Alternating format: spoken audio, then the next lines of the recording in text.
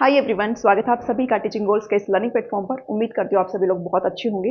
Again एक important topic आपके लिए सीडीपी का मैंने पिक किया, जो कि आपका एनईपी 2020 रहेगा। आप चाहे किसी भी एग्जाम के लिए प्रिपेयर कर रहे हो, अपार्ट फ्रॉम मैजिस्ट्रेट जो भी आपका एग्जाम हो, आपसे जो है हर हाल में एनईपी से एक क्वेश्चन जरूर आता ही आता है। तो अगर आपको वहां पर एनईपी पूछी जा रही है तो इस पर्टिकुलर वीडियो में बिना आपका टाइम गवाए हुए एनईपी को कंप्लीट आपके साथ डिस्कस करूंगी और पॉइंट्स के साथ आपको समझाने की कोशिश करूंगी। जितने भी इंपॉर्टेंट चीजें हैं वो आपकी यहाँ पर इस वीडियो में कवर कर ली जाएगी और आपके कोई भी पॉइंट्स यहाँ पर नहीं छूटेंगे। चलिए स्टार्ट करते हैं इस वीडियो को। उम्मीद करती हूँ कि आपको ये पसंद आएगा। एनईपी 2020 यानी कि राष्ट्रीय शिक्षा नीति की यहाँ पर बात हो रही है। बट जब भी बात करते हैं एनईपी की तो आपकी 3 एजुकेशनल पॉलिसीज हम यहाँ पर पढ़ते हैं। आजाद भारत की अगर आपसे पूछी जाए, इंडिपेंडेंट इंडिया की अब तक की कितनी पॉलिसीज आई हैं, कितनी शिक्षा नीतियां आई हैं, तो आप 3 यहाँ पर मार्क करेंगे। थोड़ा सा फैक्चुअल डाटा जानकारी देखेंगे, उसके बाद इंपॉर्टेंट पॉइंट्स की तरफ यहाँ पर जाएंगे। ठीक है, उसके बाद स्ट्रक्चर भी आपके साथ डिस्कस करूंगी, सारी चीजें आपके साथ डिस्कस करी जाएगी। तो आप वीडियो में पेशेंसली बने रहिए। अभी तक एनईपी कितनी आई है, तो सबसे पहले जो फर्स्ट टाइम आपकी national policy on education I थी, आपकी एनपी आई थी, वो 1968 आई थी। उसके बाद जो आपकी एनपी आई आपकी यानी कि नेशनल पॉलिसी ऑन एजुकेशन, वो आपकी 1986 आई। यानी कि आप इसको रिवर्स कर देना। ठीक है, 8 इधर आ जाएगा और 6 आपका इधर आ जाएगा। इसको आप ऐसे याद कर सकते हो। ठीक है जी, तो चलिए, ये जो है आपके दोनों वो क्या कही जाती है, नेशनल पॉलिसी ऑन एजुकेशन कही जाती है, नेशनल पॉलिसी ऑन एजुकेशन। ठीक है, और अब की बार जो आपकी एनईपी 2020 आई है उसको कहा जाता है नेशनल एजुकेशन पॉलिसी। ठीक है, थोड़ी सी चीजें ध्यान में रखिएगा। सबसे पहले 1968 में आई थी, उस टाइम पर जो हमारे पीएम थे वो इंदिरा गांधी थे। उसके बाद 1986 में आई राजीव गांधी के टाइम पर। और आपकी जो 3rd नंबर पर आई है, ये आपका 3rd नंबर की है। ठीक है, ये आपका आई है जब हमारे जो पीएम कौन थे, वो अभी भी है नरेंद्र मोदी, 2020 की। ठीक है, अगर आपसे पूछा जाए कि आजाद भारत की कितनी आई है तो आप 3 मार्क करेंगे। अगर आपसे पूछे कि 21वीं सदी कि कौन सी मतलब कितनी पॉलिसीज है, तो आप सिर्फ बताएंगे 1। ठीक है, 2020 वाली जो है वो 21वीं सदी की सबसे पहली एजुकेशन पॉलिसी है। क्लियर हुई जितनी चीजें। 1986 की जो पॉलिसी है वो आपकी 1992 में इसको रिवाइज भी किया गया था और ये सवाल आपका पूछा भी गया है। ठीक है, तो ये कब आपकी रिवाइज हुई थी, 1992 में इस पॉलिसी को रिवाइज किया गया था। 2020 में जो आई वो आपकी क्या कही गई, एनईपी कही गई। और जबकि ये दोनों थी उसको क्या कहा गया था, एनपीई कहा गया था, नेशनल पॉलिसी ऑन एजुकेशन। इतनी चीजें क्लियर हुई।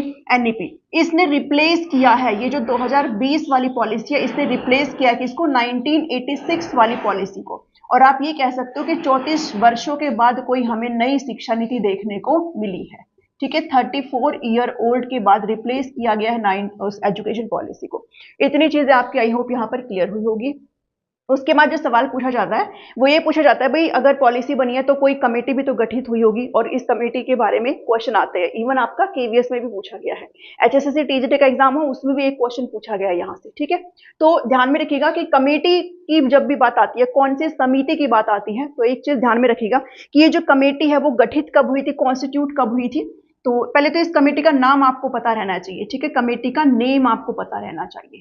ठीक है, तो डॉक्टर के कस्तूरी रंगन, इनका नाम आप बस रट लो। आप चाहो तो आप इसको रट भी सकते हो। ठीक है, इसरो के इंडियन स्पेस रिसर्च ऑर्गेनाइजेशन के पूर्व चीफ भी रहे हैं। इनकी अध्यक्षता में, ये चीफ थे। ठीक है, इनकी अध्यक्षता में ये अध्यक्ष रहे हैं और इस कमेटी का क्या किया गया, गठन किया गया। ठीक है, इस कमेटी को कब गठन किया गया भाई, जून 2017 में।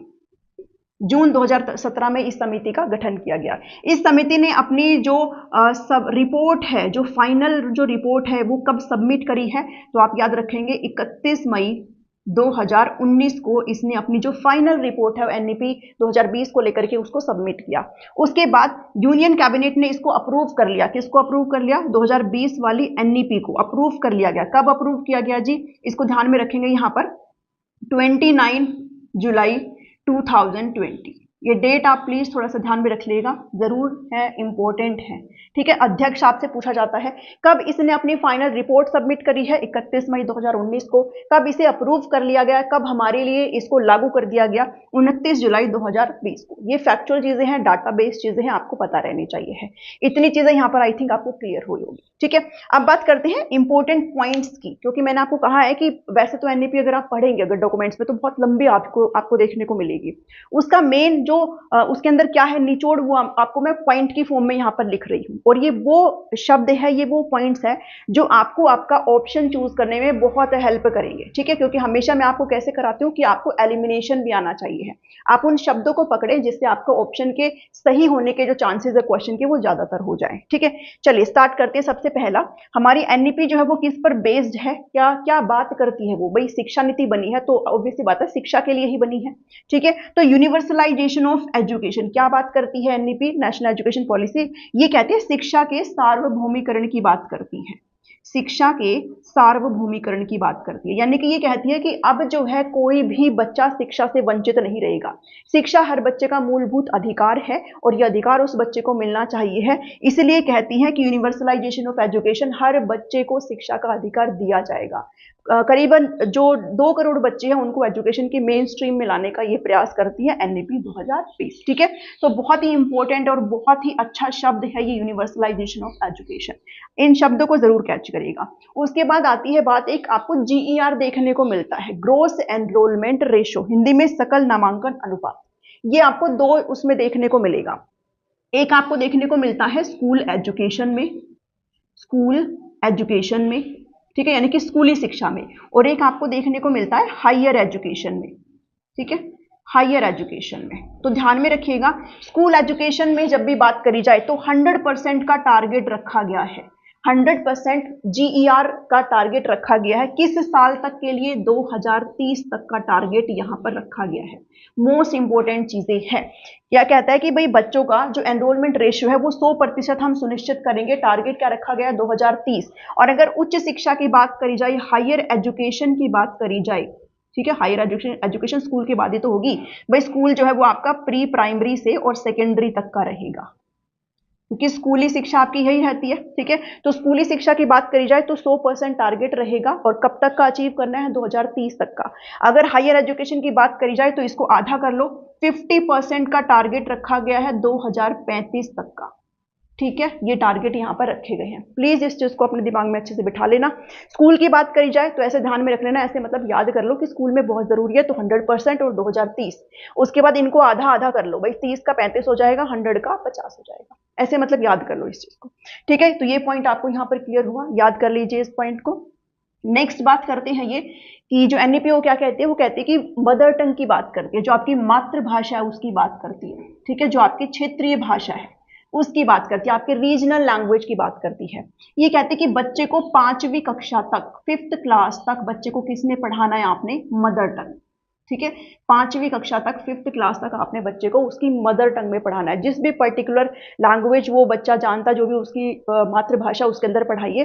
अगर कोशिश हो, मतलब अगर जरूरत पड़े तो आप इसको 8वीं तक भी कर सकते हो, ठीक है, 8वीं तक भी कर सकते हैं, लेकिन 5 आपको ध्यान में रखना कि 5th क्लास तक का। ऑप्शन में दोनों नहीं देंगे, इतने बेवकूफ कोई नहीं होता, ठीक है। तो 5वीं तक आपको वहां पर टिक करना है, बट अगर जरूरत पड़े तो आप कहां तक जाएंगे? 8वीं कक्षा तक जाएंगे। देन नेक्स्ट जो बहुत इंपॉर्टेंट शब्द आता है आपका निकल के, दैट इज मल्टीलिंग्विज्म, ठीक है, यानी कि बहुभाषावाद की बात करता है। ये कहता है कि आप सिर्फ एक लैंग्वेज नहीं इंपोज करिए बच्चों के ऊपर, बच्चों को डिफरेंट मल्टीपल भाषाओं से परिचित कराइए। तो बहुभाषावाद की बात करता है, बहुत इंपॉर्टेंट है, ठीक है। साथ ही बात करता है होलिस्टिक एजुकेशन की और मल्टी डिसिप्लिनरी अप्रोच की। तो ये तीनों शब्द बहुत अच्छे शब्द है, प्लीज ध्यान में रखिएगा। मल्टी डिसिप्लिनरी का मतलब होता है कि आप अगर कोई भी चीज बच्चे को पढ़ा रहे हो तो उसमें आप जो डिफरेंट सब्जेक्ट्स है, डिसिप्लिन का मतलब सब्जेक्ट्स होता है, ठीक है, मल्टी डिसिप्लिन यानी कि डिफरेंट सब्जेक्ट्स का आप इस्तेमाल करते हुए बच्चों को समझाइए। जैसे हम फिजिक्स के न्यूमेरिकल जब बनाते हैं तो हम किसका यूज करते हैं? मैथमेटिक्स का यूज करते हैं ना। तो आप कोई भी चीज पढ़ा रहे हो तो उसमें डिफरेंट मल्टीपल्स को शामिल करते हुए बच्चों को उस कंसेप्ट को पढ़ाने की कोशिश करिए। सो मल्टी डिसिप्लिनरी अप्रोच की और होलिस्टिक डेवलपमेंट तो हम बहुत पहले से पढ़ते आ रहे हैं, होलिस्टिक एजुकेशन की यहाँ पर बात करता है, यानी कि सर्वांगीण, संपूर्ण, समग्र, कुछ भी आप यहाँ पर हिंदी में लिख सकते हो, इंग्लिश में वो होलिस्टिक ही होता है, ठीक है। तो ये 3 शब्द प्लीज ध्यान में रखेंगे, ठीक है।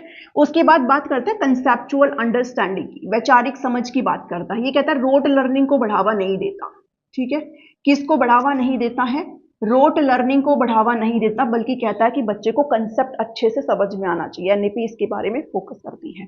उसके बाद जो एक फैक्चुअल बेस्ड चीजें हैं, एमएचआरडी का नाम जो है चेंज कर दिया गया है, इसको एमओई कर दिया गया है, ठीक है, शिक्षा मंत्रालय इसको कर दिया गया है, ठीक है। और एमएचआरडी क्या है? लिख लेना इसको, ministry of human resource human resource development है, ठीक है। और इसका क्या कर दिया गया है, मिनिस्ट्री ऑफ एजुकेशन, नाम जो है परिवर्तन कर दिया गया है, शिक्षा मंत्रालय इसको कर दिया गया है।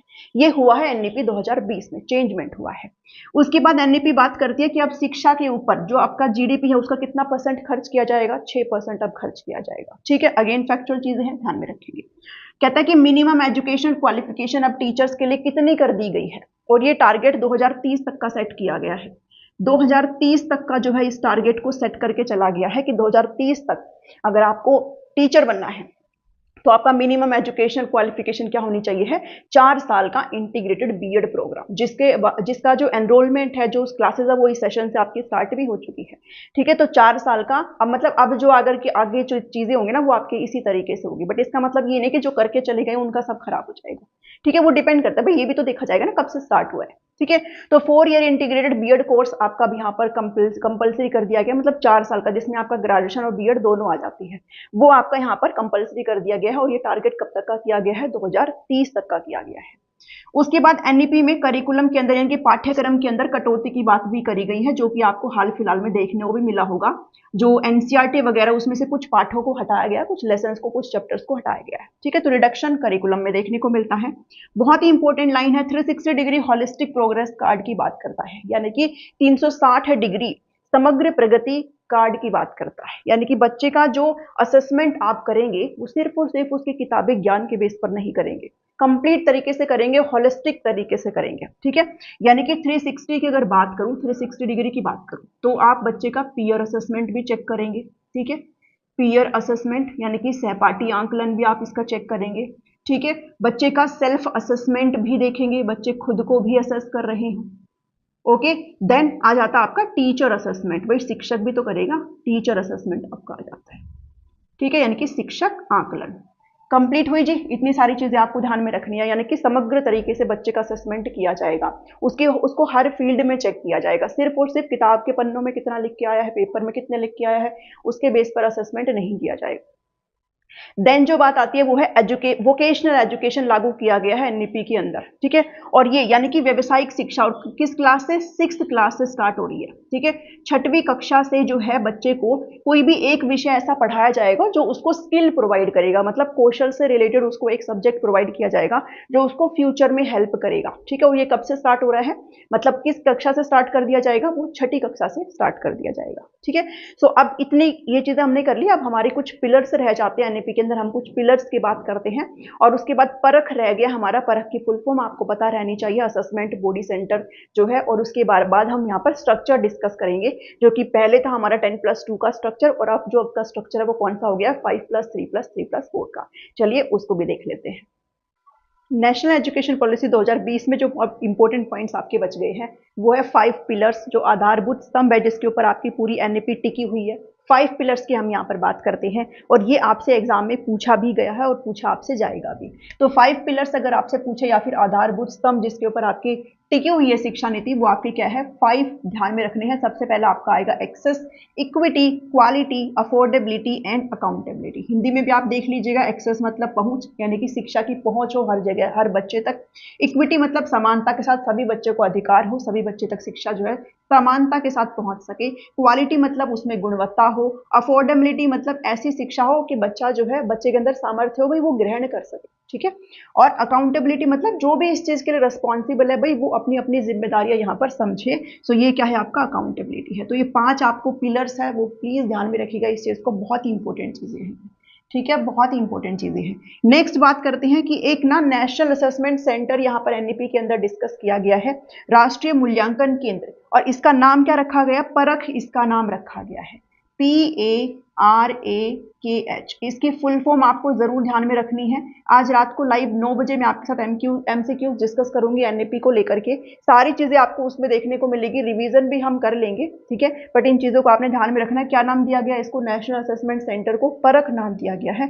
परख की फुल फॉर्म आपको ध्यान में रखनी है जी, जैसे भी मर्जी आप कर सकते हो, ठीक है। परख का जो फुल फॉर्म है, P stands for performance, A stand for assessment, R stands for review, A stands for analysis, के नॉलेज होता है और एच क्या होता है, होलिस्टिक डेवलपमेंट। ठीक है, तो आपकी कैसे बनेगा ये पूरा line, performance assessment review and analysis of knowledge for holistic development. ये आपको प्लीज ध्यान में ही रखना है। हिंदी में बात करें तो ये कहा जाएगा प्रदर्शन मूल्यांकन समीक्षा एवं समग्र विकास के लिए ज्ञान का विश्लेषण। ठीक है, तो ये प्लीज ध्यान में रखिएगा कि एक नेशनल असेसमेंट सेंटर की भी डिस्कस करा गया है, जो कि क्या नाम दिया गया, उसको परख नाम दिया गया है।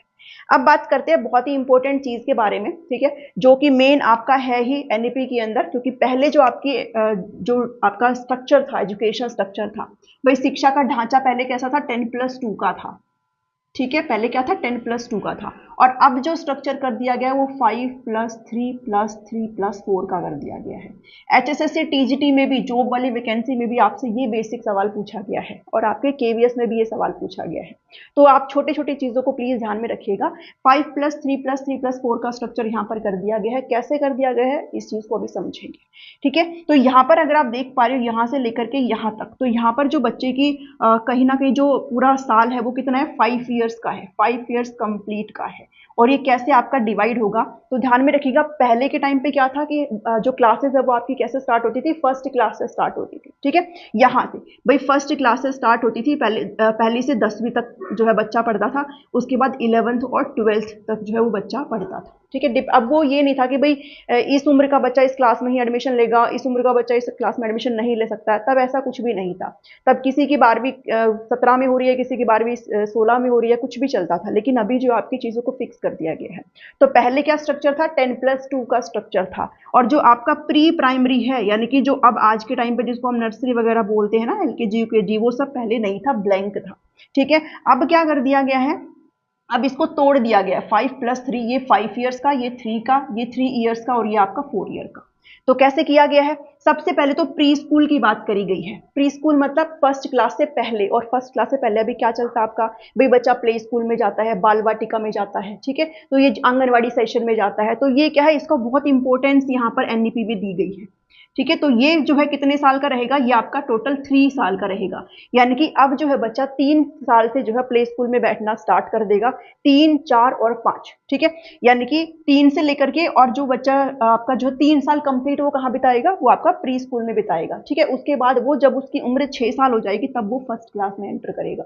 और इसके बारे में आप सभी ने सुन भी लिया होगा। ठीक है, हो सकता है आप में से भी किसी के बच्चों के साथ ये समस्या आई हो, क्योंकि अब जो है इस सेशन से स्ट्रिक्टली कर दिया गया है, स्पेशली जो गवर्नमेंट स्कूल है, लाइक केवीएस वगैरह हो गए, इसमें अगर आपका बच्चा 6 साल का नहीं है तो आप उसको जो है फर्स्ट क्लास में एडमिशन नहीं मिलेगा। ठीक है, प्राइवेट वालों को अपना रूल होता है, उनका पता नहीं है, बट ये अभी कर दिया गया, भाई 6 साल का बच्चा तो ही फर्स्ट क्लास में जाएगा, पहले ऐसा कुछ सीन नहीं था। ठीक है, तो यानी कि प्री स्कूल अब करना बहुत जरूरी है। और ये क्यों कहा गया, ये इसलिए कहा गया, तो आप क्या पढ़ते हो इसमें, ईसीसी पढ़ते हो, है ना, ईसीसी और एफएलएन हम यहाँ पर पढ़ते हैं। ठीक है, इसको भी समझ लीजिए साथ साथ। पीआरटी वालों से फिर भी पूछा जा सकता है, टीजीटी पीजीटी वालों से ये चीजें नहीं पूछी जाएगी, बिकॉज छोटी क्लास की चीजें हैं ये।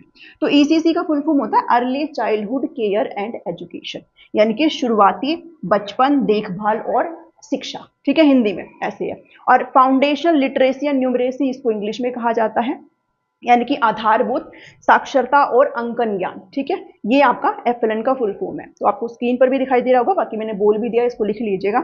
ईसीसी का मतलब क्या है कि एनईपी हमें ये कहते हैं कि बच्चे का जो 86% जो ब्रेन का डेवलपमेंट है वो कब तक हो जाता है, भाई 6 साल तक हो जाता है।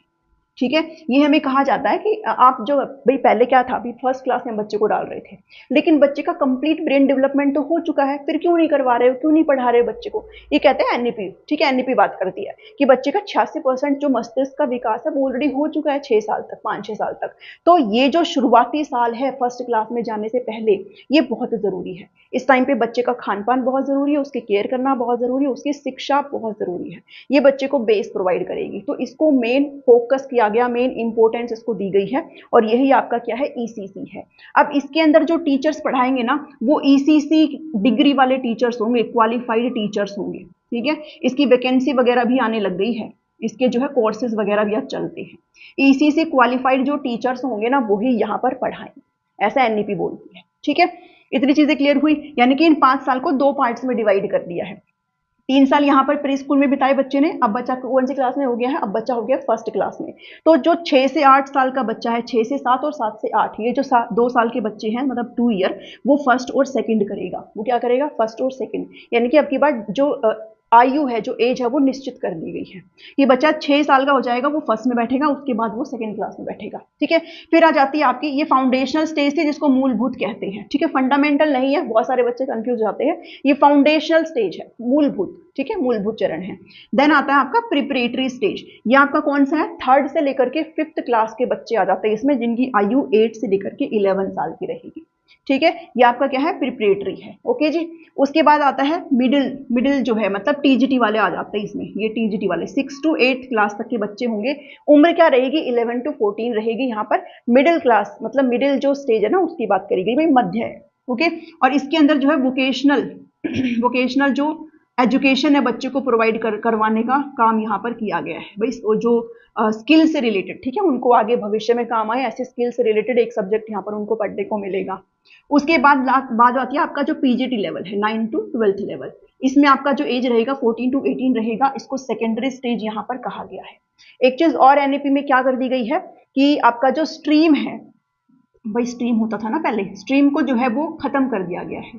स्ट्रीम को अब खत्म कर दिया गया है। कैसे खत्म कर दिया गया है, तो पहले क्या होता था कि भाई जैसे 10th कर ली बच्चों ने, ठीक है, बच्चों ने 10th कर ली, और 10th के बाद वो क्या करते थे, या तो वो आर्ट चूज करते थे, या तो वो कॉमर्स चूज करते थे, और या फिर वो साइंस चूज करते थे ऐसे। ठीक है, हम सब ने करा है ऐसे।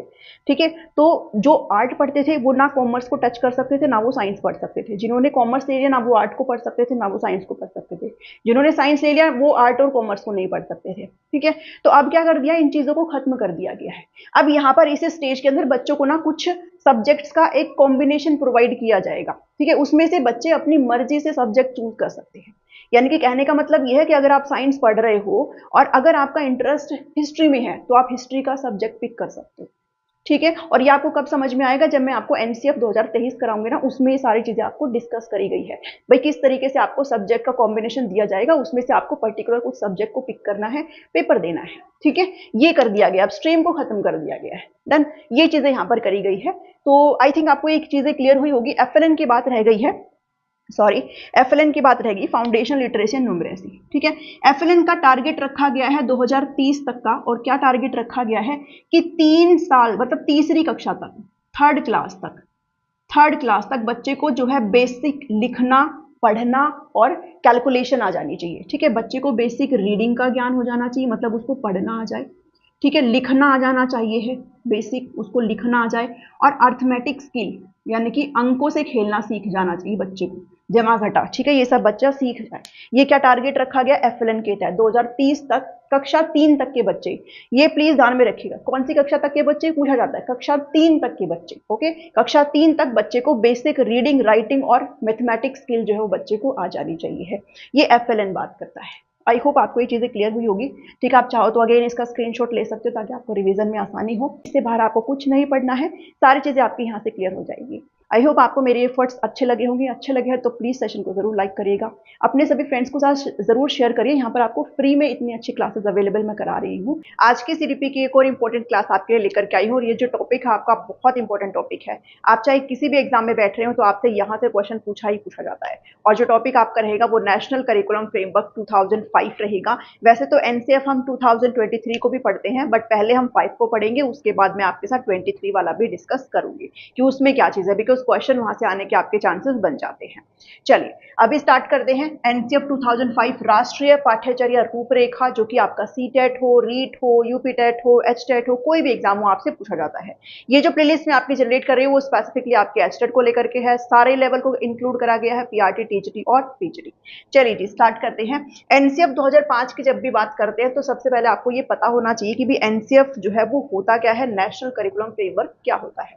तो ध्यान में रखिएगा कि एक गाइडलाइंस होती है, एक दिशा निर्देश होता है कि किसके लिए, स्कूलों के लिए, कि स्कूल के अंदर क्या करिकुलम होगा, यानी कि वहां पर क्या चीजें पढ़ाई जाएगी, उनका सिलेबस वगैरह क्या होगा। ठीक है, टेक्स्ट बुक जो है किस तरीके से लाई जाएगी, कौन कौन सी वहां पर टेक्स्ट बुक लाई जाएगी, ये सारी चीजें बताने का काम करते हैं। इसके अलावा टीचिंग प्रैक्टिसेस की भी बात करते हैं। ठीक है, टीचिंग प्रैक्टिसेस की भी बात करते हैं, भाई किस प्रकार से आपका सिलेबस क्या रहेगा, आपका कौन कौन सी पुस्तक लगाई जाएगी, किस तरीके से सारी चीजें पढ़ाई जाएंगी, ये बताने का काम किसका होता है, एनसीएफ का होता है, जो कि 2005 के अंदर जो हमारा आया था उसको हम स्पेसिफिकली पढ़ रहे हैं। किसके तहत आता है ये जो गाइडलाइंस है, ये जो एनसीएफ है वो किसके द्वारा दिया जाता है, तो ध्यान में रखिएगा एनसीईआरटी के द्वारा दिया जाता है। ठीक है, एनसीईआरटी की फुल फॉर्म आप सभी को यहाँ पर पता ही होगी, national council for education research and training है। इसके अलावा हिंदी में अगर बात करें तो राष्ट्रीय शैक्षिक अनुसंधान एवं प्रशिक्षण केंद्र आपका हिंदी में रहेगा, मैंने बता दिया है, लिखा नहीं है, आप उस चीज को जरूर से जरूर लिख लीजिएगा। और जब हमारा एनसीएफ 2005 आया था तो जो चेयरमैन थे हमारे इसके एनसीईआरटी के, वो कौन थे, चेयरमैन कौन थे, तो ध्यान में रखिएगा कृष्ण कुमार। कृष्ण कुमार जो है उस वक्त क्या थे, चेयरमैन थे। अगर बाई चांस आपसे पूछ ले तो ये चीजें भी आप जरूर ध्यान में रखिएगा, जब 2005 में ये जो एनसीएफ आया था तब कौन थे, इसकी बात कर रहा है। ठीक है, दूसरी कुछ फैक्चुअल चीजें मैं आपके साथ यहाँ पर शेयर करूंगी। दूसरी चीज क्या है कि ये किसके ऊपर डिपेंड करता है, मतलब किस पर बेस्ड है, तो ध्यान में रखिएगा। हमने एनईपी पढ़ा, इससे पहले नेशनल एजुकेशन पॉलिसी पढ़ा है, तो हमने उसमें क्या डिस्कस किया था कि तीन जो हमारी नेशनल एजुकेशन पॉलिसी वो आई थी, सबसे पहले 68 आया था, फिर 86 आया था, ध्यान में है। तो ये आपका जो डिपेंड करता है, जिसको नेशनल पॉलिसी ऑन एजुकेशन कहा जाता है, 1986 पर डिपेंड करता है, जिसको बाद में रिवाइज किया गया था। ठीक है, जिसको संशोधित किया गया था 1992 में। ये भी थोड़ा ध्यान में रख लेना कि भाई किसको रिवाइज किया गया था, जो नेशनल पॉलिसी ऑन एजुकेशन है 86, उसको रिवाइज किया गया था 1992 में। और 1993 में एक रिपोर्ट आई थी, क्या आई थी, एक रिपोर्ट आई थी, और उस रिपोर्ट का क्या नाम दिया गया था, लर्निंग विदाउट बर्डन।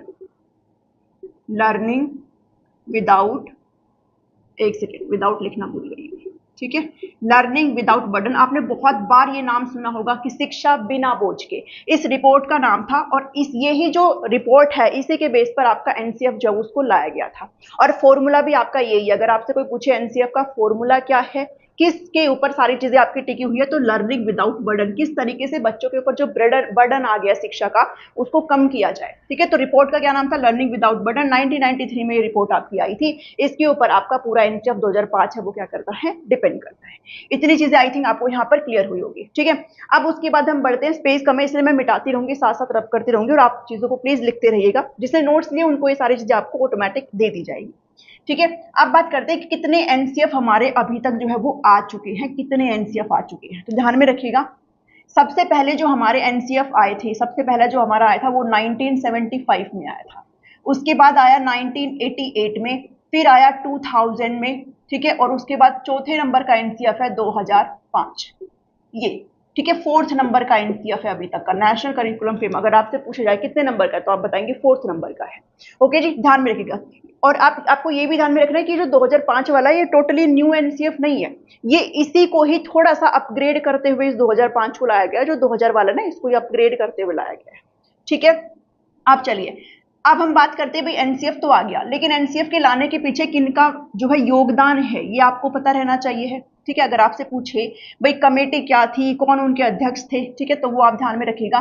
तो एक कमेटी यहाँ पर बनाई गई थी, ठीक है, एक कमेटी यहाँ पर बनाई गई थी, एक समिति आप कह सकते हो, समिति एक बनाई गई थी, किसकी अध्यक्षता में, प्रोफेसर यशपाल, प्रोफेसर यशपाल की अध्यक्षता में। ठीक है, एक कमेटी बनाई गई थी। तो अगर आपसे पूछा जाए कि इनका नाम है एनसीएफ 2005 को लाने में, तो प्रोफेसर यशपाल जो है अध्यक्ष थे इस कमेटी के, जिसकी रिपोर्ट आई थी 1993 में, लर्निंग विदाउट बर्डन। वो किन्होंने पास करी थी, इन्होंने पास करी थी। ठीक है, और इस कमेटी में कितने मेंबर्स थे, तो ध्यान में रखिएगा जो मेंबर्स थे वो कितने थे, 35 थे। कितने मेंबर्स थे टोटल, 35 मेंबर्स थे। ठीक है, मैं थोड़ा सा यहाँ पर इरेज कर देती हूँ इस चीज को, ताकि आपको और अच्छे तरीके से बता सकूं, और प्लीज साथ के साथ लिखते रहना। ठीक है, स्पेस की कमी है, छोटा बोर्ड है ये, तो ध्यान में रखिएगा कि मेंबर कितने थे, 35 थे। ठीक है, 35 इंक्लूडिंग प्रोफेसर यशपाल। ठीक है, 34 अलग मेंबर थे, और एक जो हमारा अध्यक्ष हो गया प्रोफेसर यशपाल। इसके अलावा इसमें से जो 3 मेंबर थे वो किसके थे, एनसीईआरटी के थे। एनसीईआरटी के 3 मेंबर्स थे इनमें से।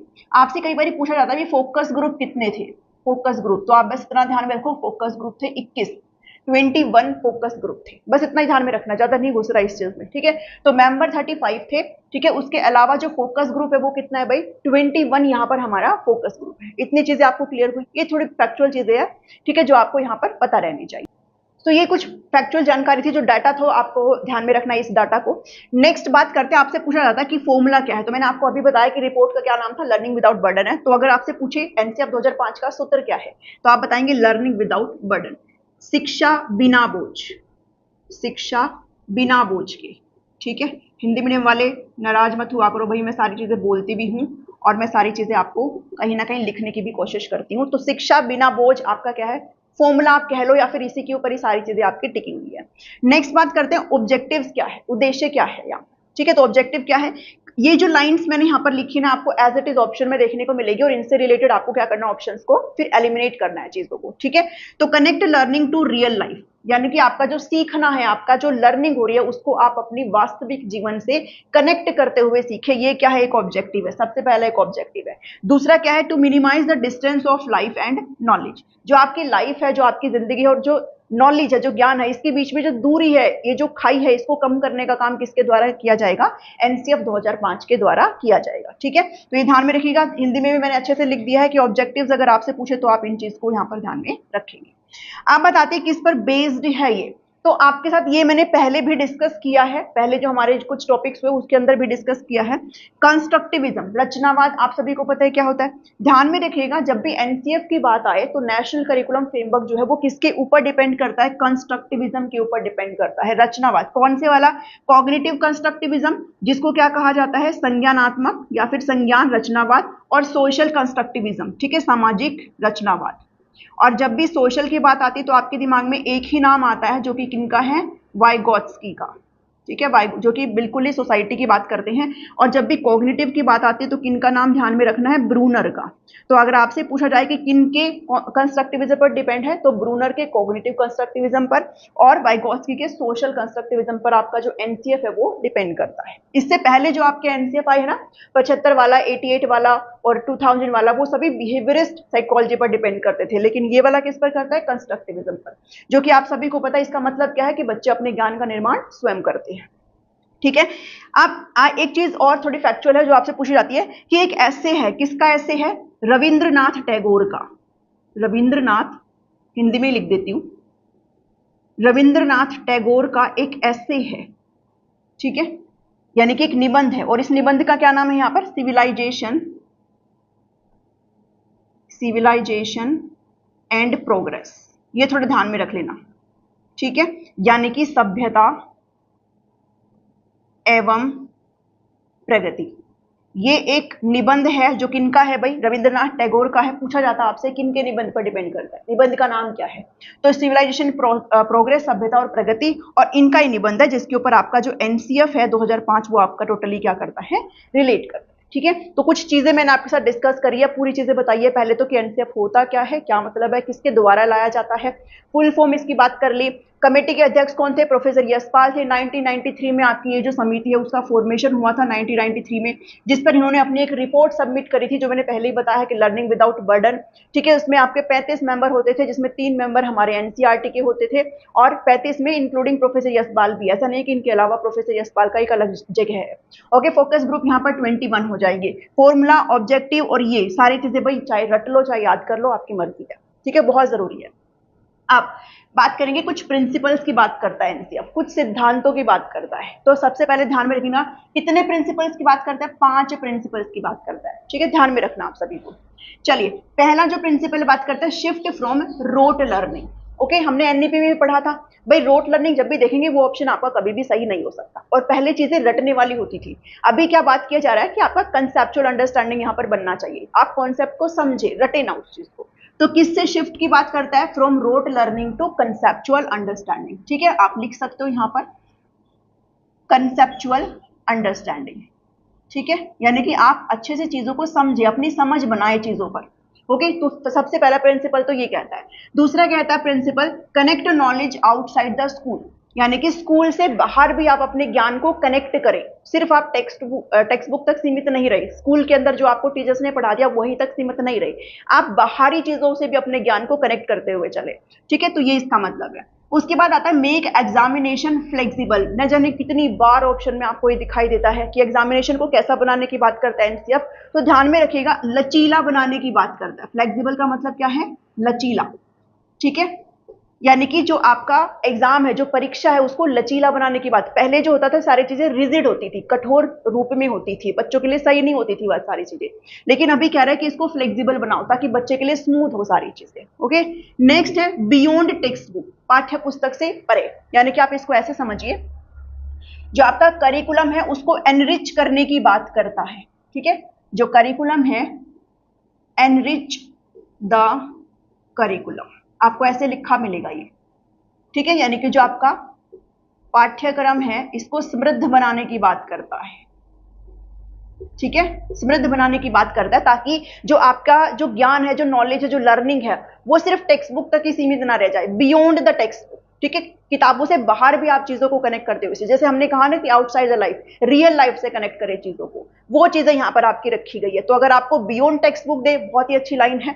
एनरिच द करिकुलम दे, बहुत ही अच्छी लाइन है। ठीक है, तो चलिए नेक्स्ट बात करते हैं 5 नंबर, डेमोक्रेटिक वैल्यूज की बात करता है, लोकतांत्रिक मूल्य। बच्चों के अंदर आपको मूल्य विकसित करने हैं, उनका एक ऐसा पर्सपेक्टिव आपको डेवलप करना है कि वो समाज के अंदर चीजों को देखे, भाई क्या हो रहा है क्या नहीं हो रहा है। ठीक है, या फिर आपको एक नाम यहां पर लिखा दिखाई देगा, यहां पर क्या लिखा देगी, ओवरराइडिंग आइडेंटिटी, ओवरराइडिंग आइडेंटिटी को फॉर्म करना। ठीक है, यानी कि अभिभावी है या अधिभावी। ठीक है, अधिभावी पहचान की बात करता है।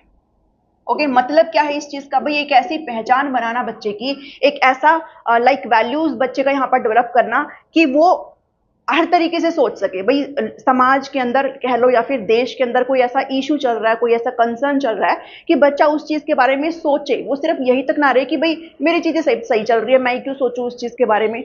तो उसको इस तरीके से प्रिपेयर करना है, बच्चे को उस तरीके से तैयार करना है कि कोई भी इशू चल रहा है, कुछ भी चीजें अगर चल रही है, तो वो एक बार जरूर सोचे, सोचने को मजबूर हो कि मैं किस तरीके से अपना योगदान समाज में, देश के अंदर कर सकता हूँ। ठीक है, ऐसा वैल्यूज बच्चे के अंदर डेवलप करना, ये क्या है, इसका प्रिंसिपल है एनसीएफ का। क्लियर हुआ जी चीजें, तो ये कुछ प्रिंसिपल्स है।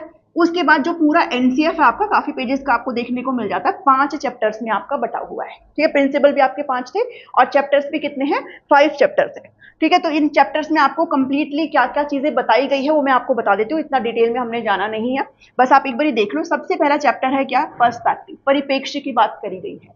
इसके अंदर क्वालिटी एजुकेशन की बात करी गई है। ठीक है, क्वालिटी एजुकेशन यानी कि शिक्षा में गुणवत्ता।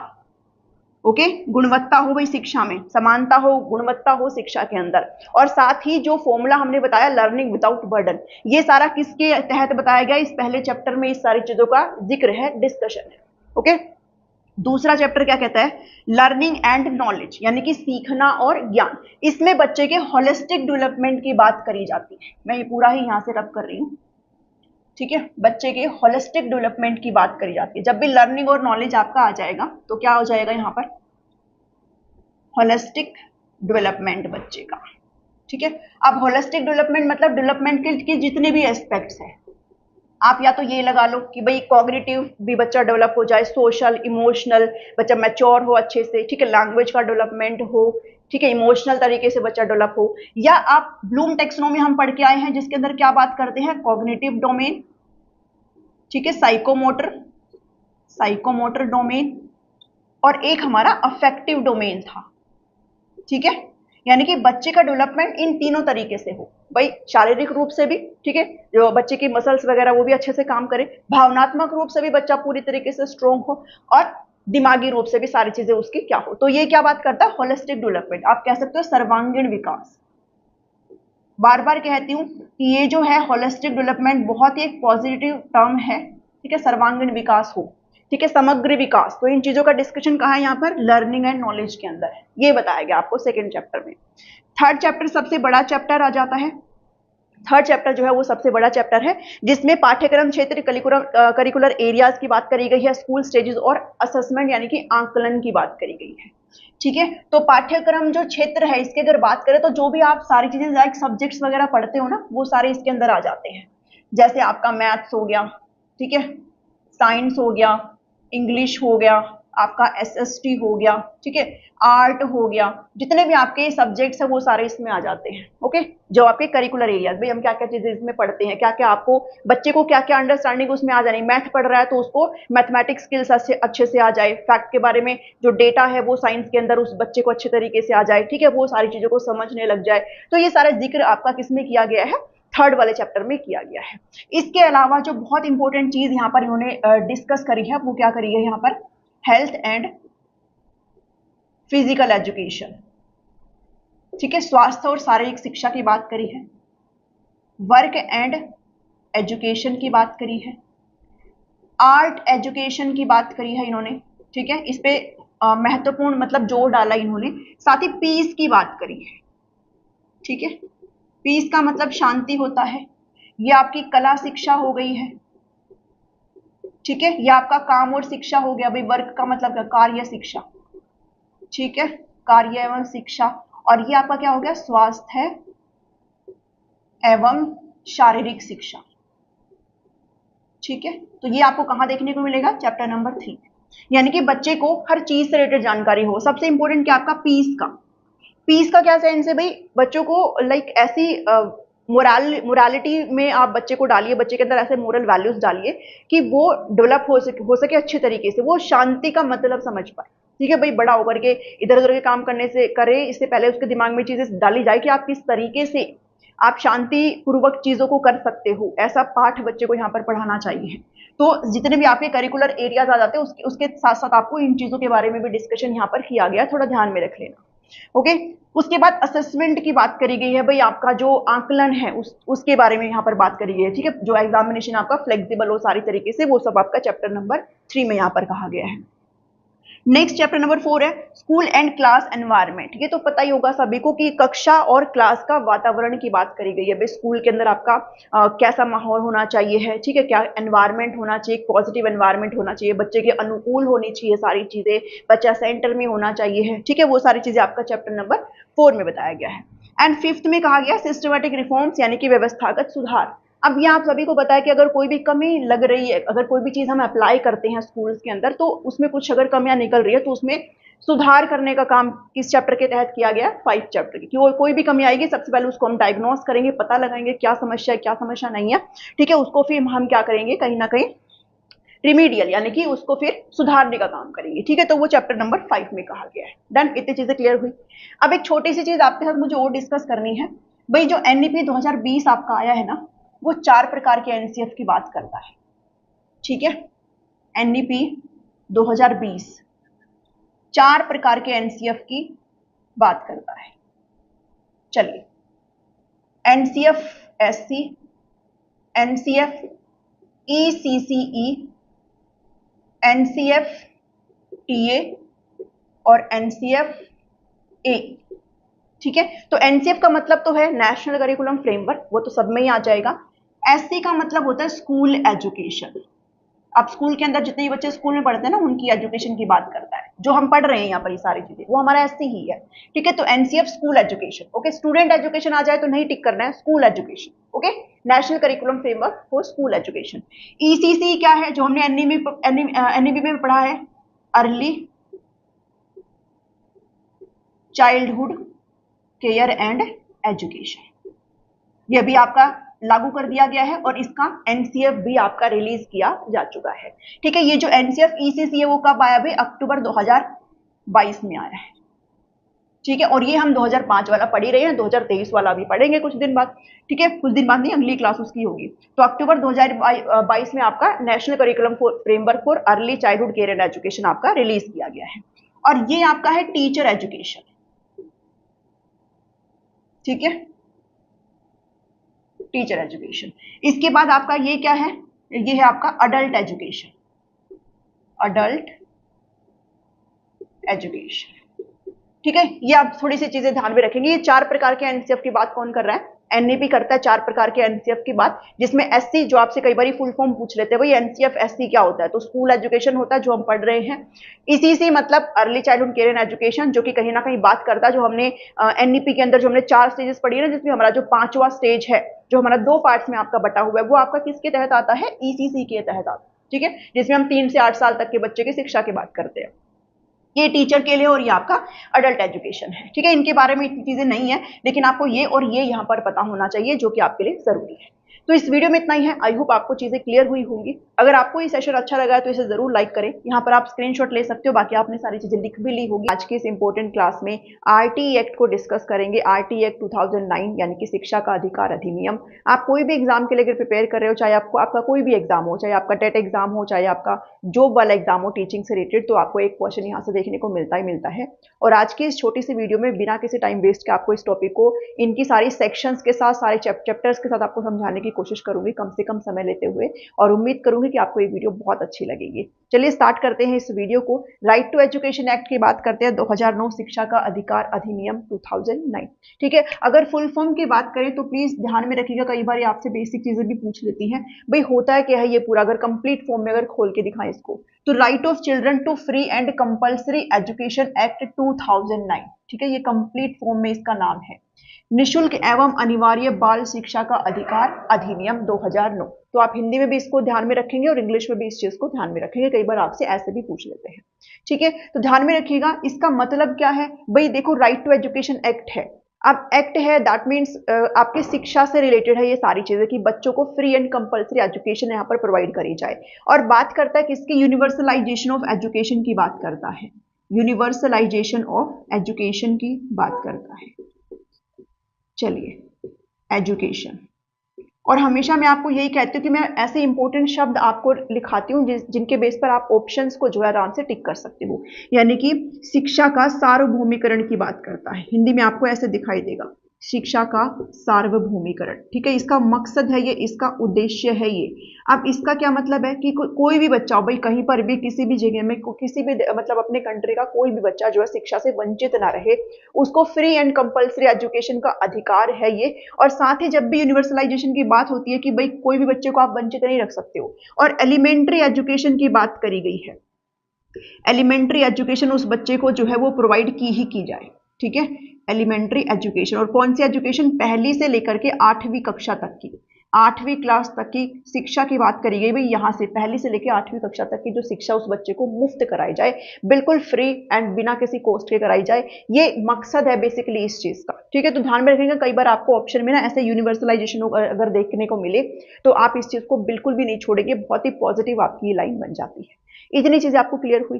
ध्यान में रखिएगा, जब भी इस चीज को लाया गया तो आपको एक चीज जो क्वेश्चन में पूछनी जाती है, भाई किस कॉन्स्टिट्यूशनल अमेंडमेंट के तहत आरटी को इंट्रोड्यूस किया गया था। तो संविधान के अंदर 86वां जो संविधान संशोधन आपका किया गया, ठीक है। कौन सा कॉन्स्टिट्यूशनल अमेंडमेंट किया गया, 86वां संविधान संशोधन किया गया, जहां पर आपका एक आर्टिकल ऐड किया गया, दैट इज 21A, ठीक है।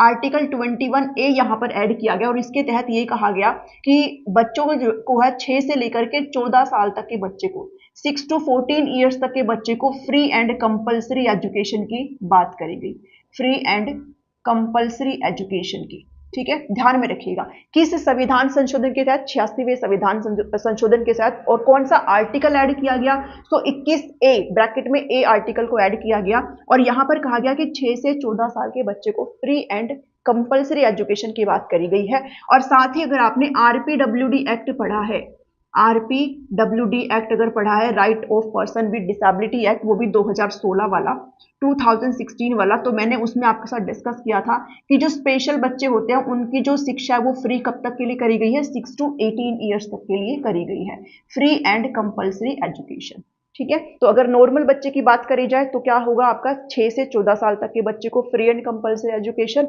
और अगर डिसेबल बच्चों को, स्पेशल बच्चे की अगर बात करी गई है, तो 6 से 18 साल के बच्चे को फ्री एंड कंपल्सरी एजुकेशन की बात यहां पर करी गई है, ठीक है। और इस चीज को सुनिश्चित करने का काम किसका है, आरटीई एक्ट का है। वे बच्चे को शिक्षा मिलेगी, क्या स्टेट की ड्यूटी है, क्या सेंट्रल की ड्यूटी है, कोई कौन आपका रेस्पॉन्सिबल अथॉरिटीज है, ये सारा सुनिश्चित करने का काम इस एक्ट के तहत आपको बताया गया है। सबकी ड्यूटीज यहाँ पर मेंशन करी गई है, पर्टिकुलर सेक्शन बनाए हुए हैं, धाराएं बनाई हुई है, उन धाराओं को हम पढ़ेंगे 1 से लेकर के, और 38 धाराएं यहाँ पर है, सारी की सारी धाराओं को मैं आपको एक्सप्लेन करूंगी, और किस धारा में क्या चीज बोली गई है ये भी आपसे कई बार एग्जाम में पूछ लेते हैं। तो सारी जरूरी नहीं है, लेकिन मैं आपको कराऊंगी सारी, और इंपॉर्टेंट भी आपको मार्क करा दूंगी कौन कौन सी आपको ध्यान रखनी ही रखनी है। ठीक है, इतनी चीजें आपको क्लियर हुई? ठीक है जी, डन, इतनी चीजें आपको क्लियर हुई। तो ये कुछ बेसिक चीजें हमने यहाँ पर पढ़ ली है। अच्छा, एक चीज और प्लीज ध्यान में रखिएगा कि आरटीई को इंप्लीमेंट करने वाला, आरटीई को इंप्लीमेंट करने वाला इंडिया जो है वो कौन से नंबर का कंट्री बना? इंडिया जो है वो 135 135th जो है कंट्री बना। ठीक है, 135th, यानी कि आरटी जो हमने इंप्लीमेंट किया तो हम किस नंबर पर थे? 135th नंबर पर था। ये इतनी भी चीजें आप थोड़ा सा ध्यान में रख सकते हो। आप थोड़ी सी डेट आप ध्यान में रख लीजिए इससे पहले कि हम सारे सेक्शंस की तरफ मूव ऑन करें, जो कि इंपॉर्टेंट है। तो इंपॉर्टेंट डेट आपको पता रहनी चाहिए भाई। जब हम एक्ट की बात करते हैं तो ये एक्ट जो है कब कब आए हैं, कहाँ से कब अप्रूव हुए हैं, ये सारी चीजें आपको पता रहनी चाहिए है। तो 20 जुलाई 2009 का आप डेट याद रखेंगे, राज्यसभा से इसको पारित करा गया। ठीक है, राज्यसभा से, हिंदी में भी इंग्लिश में भी ऐसे ही लिखा जाएगा RAJY। ठीक है, राज्यसभा से, और 4 अगस्त 2009 को इसको लोकसभा से पारित कर दिया गया। डेट जरूर ध्यान में रख लेना। इसके अलावा 26 अगस्त 2009 को प्रेसिडेंट ने इस पर सिग्नेचर कर दिए थे, अपनी मोहर यहां पर लगा दी थी। और उस टाइम पर जो प्रेसिडेंट थी वो कौन थी? प्रतिभा सिंह पाटिल थी। प्रतिभा सिंह पाटिल थी उस टाइम पर, ये भी थोड़ा सा ध्यान में रख लेना। ठीक है, और पूरे इंडिया में इसको इंप्लीमेंट कर दिया गया 1 अप्रैल 2010 को। ठीक है, ऑल ओवर इंडिया में, ऑल ओवर इंडिया में इसको इंप्लीमेंट कर दिया गया, जम्मू एंड कश्मीर को छोड़ करके। ये भी आप ध्यान में रख लेना। ठीक है, एक्सेप्ट जम्मू एंड कश्मीर 1 अप्रैल 2010 को आरटीई एक्ट को ऑल ओवर इंडिया में लागू कर दिया गया था, इंप्लीमेंट कर दिया गया था। ठीक है, इंप्लीमेंट यानी कि लागू करना, इसको लागू कर दिया गया था। थोड़ा सा ध्यान में रखेंगे। आप ऐसे याद कर सकते हो भी 1 अप्रैल से हमारे सेशन स्टार्ट होते हैं ना, स्कूल के नया सेशन स्टार्ट हो जाता है, तो ऐसे ध्यान में रखना, नया सेशन स्टार्ट हुआ, आपका आरटीई एक्ट जो है वो लागू हो गया 1 अप्रैल 2010 को। डन, इतनी चीजें आपको यहाँ पर क्लियर हुई। अब बात करते हैं structure of RTE act. Structure यानी कि उसके अंदर क्या क्या चीजें बात करी गई है। तो कुल 7 चैप्टर्स की यहाँ पर बात करी गई है। कितने अध्याय आपको देखने को मिलते हैं आरटीई एक्ट में? 7 अध्याय आपको देखने को मिलते हैं। सेक्शन यानी कि धाराओं की बात करें तो 38 सेक्शंस आपको यहाँ पर देखने को मिलते हैं। स्केड्यूल कितने, अनुसूची कितनी है? तो 1 है। और अगर आपसे पूछी जाए भाई सबसे बड़ा चैप्टर कौन सा है, तो 4th चैप्टर जो है वो आपका सबसे बड़ा है। ठीक है, 4th चैप्टर जो है वो आपका सबसे बड़ा है, जिसके अंदर आपको सबसे ज्यादा धाराएं देखने को मिलती है। 12 से लेकर के 28 जो सेक्शन है वो आपको इस चैप्टर के अंदर देखने को मिलते हैं, जो कि हम अभी डिस्कस भी करेंगे। तो ये थोड़ी सी जानकारी है, इससे पहले कि हम सभी चैप्टर्स और धाराओं की बात करें कि इस धारा में क्या चीज बोली गई है। बहुत सारी चीजें जो आपको एग्जाम में पूछी जाती है, और इससे रिलेटेड लाइव क्वेश्चन मैं आज रात को 9 बजे आपके साथ डिस्कस करूंगी। काफी सारे क्वेश्चन हम अटेंड करेंगे। तो ये था इतना आज के लिए। और साथ ही अभी हम इससे रिलेटेड चलिए सेक्शंस को देख लेते हैं, और कौन कौन से चैप्टर के अंदर कौन कौन से सेक्शंस आ जाते हैं इसकी भी बात कर लेते हैं। चैप्टर 1 के अंदर क्या बात कर रहा है? तो जो चैप्टर 1 है उसके अंदर इंट्रोडक्शन है। भाई कोई भी चीज जब भी स्टार्ट होती है तो पहले उसका इंट्रोडक्शन दिया जाता है कि हम कर क्या रहे हैं। तो चैप्टर 1 के अंदर क्या है? इंट्रोडक्शन है। इसके अंदर आपके 2 सेक्शन शामिल है। कि इस चैप्टर के अंदर कितने सेक्शन है ये भी थोड़ा ध्यान में रख लेना। तो इसके अंदर 2 सेक्शन है ओनली। और सेक्शन 1 के अंदर, चैप्टर 1 के अंदर 2 सेक्शन है। सेक्शन 1 क्या कहता है? तो ये आपका जो टाइटल है, जो मेन आपका फुल फॉर्म है, उसकी ही बात करता है कि निःशुल्क और अनिवार्य बाल शिक्षा का अधिकार अधिनियम 2009। ठीक है, और ये जो एक्ट है ये हर कहां पर एप्लीकेबल नहीं है, ये भी आपका सेक्शन 1 में बात करी गई है। तो जितने भी मदरसे हैं, जितने भी वैदिक स्कूल है, ठीक है, जो भी आपके रिलीजियस ट्रेनिंग वाले स्कूल है, मतलब धार्मिक प्रशिक्षण देने वाले जितने भी स्कूल है, वहां पर ये लागू नहीं होता है। मदरसों में, वैदिक पाठशालाओं में और धार्मिक प्रशिक्षण देने वाले विद्यालयों में ये लागू नहीं होगा। ठीक है, तो ये भी थोड़ा ध्यान में रख लेना कहां कहां पर इसको लागू नहीं किया गया है। सेक्शन 2 बात करता है डेफिनेशंस की। अब यहाँ पर इस आरटीई एक्ट के अंदर आपको बहुत सारे ना टर्म्स देखने को मिलेंगे। उन सभी टर्म्स को डिफाइन करने का काम सेक्शन 2 में किया गया है। ठीक है, इतना ही मतलब नहीं है, इतना इंपॉर्टेंट नहीं है, बट देख लो फिर भी। तो प्रॉपर गवर्नमेंट क्या होती है, इसकी डेफिनेशन सेक्शन 2 में दी गई है। डिप्राइव्ड चिल्ड्रन यानी कि अभावग्रस्त बच्चे कौन होते हैं? जिनके पेरेंट्स की जो आय है वो कम होती है, वो ऐसे बच्चे आते हैं। ठीक है, जो कि पेरेंट्स जो है उनकी बेसिक इच्छाओं को पूरा करने में सक्षम नहीं है, ऐसे बच्चे डिप्राइव्ड चिल्ड्रन कहे जाते हैं। लोकल पेरेंट्स मतलब वहां के जो स्थानीय अभिभावक है, पेरेंट्स हैं, उनकी बात करेंगे। स्कूल आपको पता है, चाइल्ड आपको पता है 6 से 14 साल की शिक्षा की बात कर रहे हैं, तो यहाँ पर बच्चे भी 6 से 14 साल के बच्चे होंगे। एलिमेंट्री एजुकेशन क्या है, आपकी पहली से 8वीं तक की शिक्षा की बात करेंगे। तो ये डेफिनेशन है जो कि सेक्शन 2 के तहत करे गए हैं। अब बात आती है चैप्टर 2 में क्या है। तो जो चैप्टर 2 है आपका, उसके अंदर आपके कितने सेक्शन आ जाते हैं, इसके अंदर आपके 3 सेक्शन आ जाते हैं, सेक्शन 3 to 5। ठीक है, चलिए सेक्शन 3 क्या कहता है। सेक्शन 3 कहता है कंपलसरी एजुकेशन। कौन सा, 6 to 14 ईयर्स की कंपलसरी एजुकेशन की बात सेक्शन 3 में कही गई है। पूछा जा सकता है और ऐसे पूछा भी जाता है कि किस सेक्शन में ये कहा गया है, किस सेक्शन में वो कहा गया है। ठीक है, तो वो ध्यान में रखना। तो 6 से 14 साल का जो फ्री और कंपलसरी एजुकेशन है वो चैप्टर 2 के धारा 3 में कही गई है, ये चीज ध्यान में रखेंगे। ठीक है, चलिए सेक्शन 4 क्या कहता है कि जो स्पेशल प्रोविजन है बच्चे को वो प्रोवाइड कराया जाएगा। अब ये जो विशेष प्रावधान है ये क्या है, ये आपको पता रहना चाहिए है कि ऐसे बच्चे जिनको एडमिट नहीं किया गया है, who have not completed elementary education, उनको एज बेस्ड एडमिशन का प्रावधान है। एज बेस्ड मतलब मान लो कोई एक बच्चा है और वो किसी कारणवश स्कूल से उसने मतलब वो स्कूल नहीं जा पाया, उसका ड्रॉप हो गया है, और अब वो जो बच्चा है उसकी उम्र 10 वर्ष है, मतलब 10 ईयर्स, अगर उसकी 10 साल का वो बच्चा है तो उसकी एज के अकॉर्डिंग आप उसको एडमिशन देंगे। ये नहीं करेंगे कि इसने तो स्कूल ही नहीं गया तो इसको मैं नर्सरी में बिठाऊंगा या इसको मैं फर्स्ट क्लास में बिठाऊंगा। वो 10 साल का बच्चा जो है 5वीं कक्षा में बैठने के लायक है तो उसको 5वीं कक्षा में ही आप एडमिशन देंगे। एज के ऊपर बेस्ड एडमिशन है ये। ठीक है, तो ये किस धारा में कहा गया है, ये धारा 4 में यहाँ पर कहा गया है कि एज बेस्ड एडमिशन की बात करेंगे। जिस उम्र का बच्चा है उसको उसी उम्र में, उम्र के अकॉर्डिंग आप एडमिशन देंगे। उसके बाद सेक्शन 5 है आपका right to transfer to other school. अगर कोई बच्चा अपना ट्रांसफर कराना चाहता है तो आप उसको मना नहीं कर सकते हो। ठीक है, स्कूल की ये जिम्मेदारी है कि आप उस बच्चे को ट्रांसफर करेंगे जहां वो करवाना चाहता है। विद्यालय का स्थानांतरण करने का जो प्रावधान है वो धारा 5 में किया गया है, और विद्यालय स्थानांतरण के साथ साथ बालक के सभी अधिकारों का भी स्थानांतरण किया जाएगा। ये कौन बोलता है, ये सेक्शन 5 यहाँ पर बोलता है। ठीक है, इतना जरूरी नहीं है ये। चलिए चैप्टर 3 पर चलते हैं। चैप्टर 3 है ड्यूटीज ऑफ अप्रोप्रिएट गवर्नमेंट। भाई सरकार का क्या कर्तव्य है, लोकल अथॉरिटी और पेरेंट्स के क्या कर्तव्य है, ये हम चैप्टर 3 में पढ़ते हैं। ठीक है, ध्यान में रखिएगा किस चैप्टर में, चैप्टर 3 में। और यहाँ पर जो आपके आर्टिकल आ जाते हैं वो आपके 6 से 11 आर्टिकल यहाँ पर आ जाते हैं। ठीक है, यानी कि 6 सेक्शन 6 धाराएं आपकी इसमें आ जाती है, 6 से 11। तो जो सेक्शन 6 आपका क्या कहता है कि स्कूल का एस्टैब्लिशमेंट, अब बहुत इंपॉर्टेंट है ये केवीएस में भी पूछा जाता है। ठीक है, तो प्राइमरी स्कूल जो है वो कितने किलोमीटर के रेडियस में होना चाहिए है, और अपर प्राइमरी स्कूल कितने किलोमीटर के रेडियस में होना चाहिए है, ये आपको पता रहना चाहिए। ठीक है, तो ये सेक्शन 6 में बात करी गई है। ये भी पूछ सकता है किस सेक्शन में बात करी गई है। तो प्राइमरी स्कूल जो है वो 1 किलोमीटर से 1.5 किलोमीटर के रेडियस में होनी चाहिए। ठीक है, प्राइमरी स्कूल। और जो अपर प्राइमरी स्कूल है वो किसके होने चाहिए, 2 से 2.5 किलोमीटर के रेडियस में आपके अपर प्राइमरी स्कूल है, ये 6 से 8 वाले। ये कब होने चाहिए, 2 से 2.5 किलोमीटर के रेडियस। तो ये रेडियस आपसे पूछा जाता है भाई। ठीक है, तो ये आपको ध्यान में रखना है। नेक्स्ट जो सेक्शन आ जाता है आपकी, नेक्स्ट जो धारा है वो 7 आ जाती है, और 7 में फाइनेंशियल रेशियो की बात करी गई है कि जितने भी स्कूल है उनके अंदर जो फाइनेंशियल चीजें हैं वो करने का काम कैसे कैसे होता है।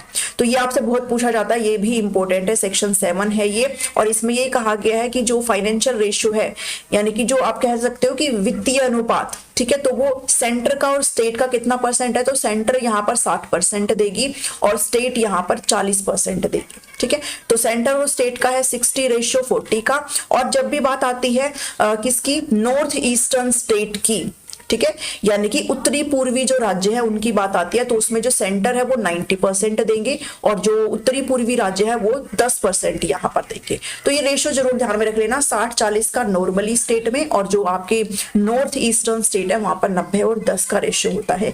ये ध्यान में रख लेना, ये पूछा गया और मैंने बहुत बार देखा है। और ये भी ध्यान में रख लेना किस सेक्शन के तहत ये कही गई है। सेक्शन 8 बात करता है कि अप्रोप्रिएट गवर्नमेंट की ड्यूटी क्या है, जैसे मिड डे मील से रिलेटेड, बुक्स वगैरह से रिलेटेड, ये सारी चीजें किन की है, ये इतना जरूरी नहीं है, बट फिर भी ध्यान रख लेना सेक्शन 8 में। ठीक है, आपसे पूछ ले ऐसे ही पूछेगा भाई कि अप्रोप्रिएट गवर्नमेंट है उनकी ड्यूटी किस सेक्शन में डिसाइड करी गई है, तो मिड डे मील में मतलब मिड डे मील और बुक्स, ये ऐसी सारी जो चीजें हैं वो सेक्शन 8 में बात करी गई है। सेक्शन 9 है लोकल अथॉरिटी की ड्यूटी है यहाँ पर।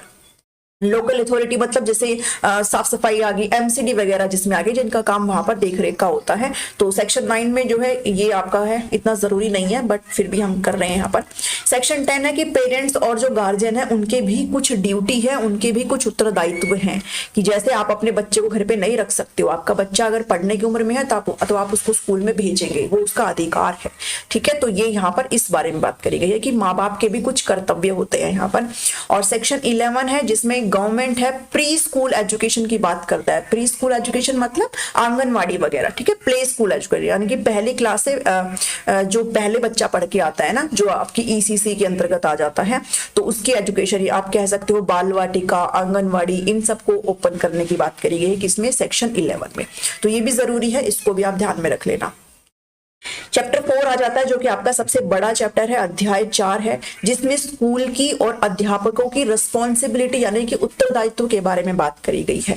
ये यहाँ पर जो मैंने आपके लिए डाला है ना भाई, ये जो मतलब हेडलाइन टाइप, इसको जरूर ध्यान में रख लेना। इसलिए बोल रही हूँ कि जो चीज मैंने लिखी है ना वो बहुत जरूरी चीज आपके लिए लिखी है, कुछ भी एक्स्ट्रा नहीं लिखा आपके लिए। ठीक है, तो इसमें जो सेक्शन आ जाते हैं वो आपके कितने आ जाते हैं, वो आपके 12 से 28 सेक्शन यहाँ पर आ जाते हैं।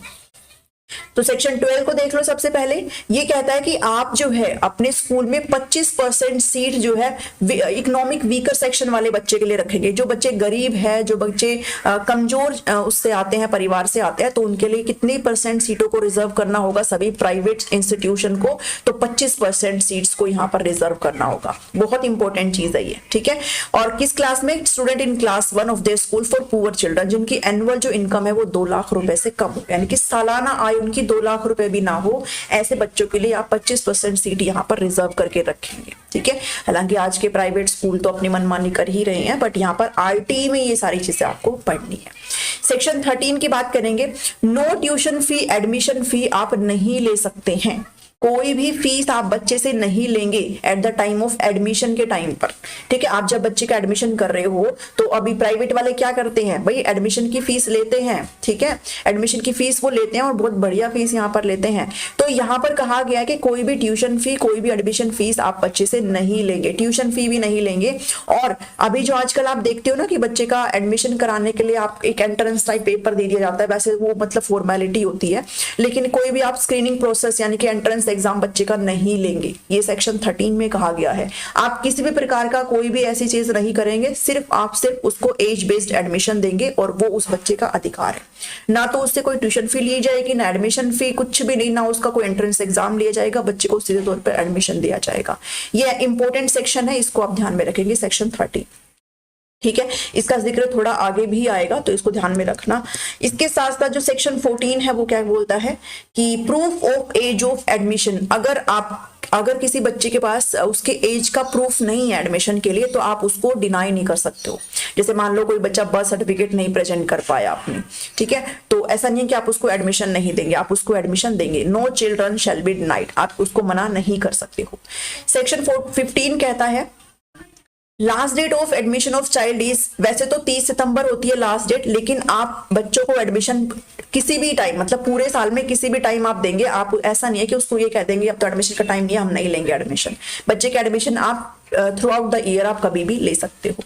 ठीक है, तो ये है, मतलब सिंपल सी बात ये कही गई है कि मना तो करना ही नहीं है, बच्चे को स्कूल में आपने एडमिट करना ही करना है। चैप्टर 16 है नो डिटेंशन पॉलिसी। बहुत इंपॉर्टेंट सेक्शन है ये भाई, बहुत इंपॉर्टेंट सेक्शन है no detention policy.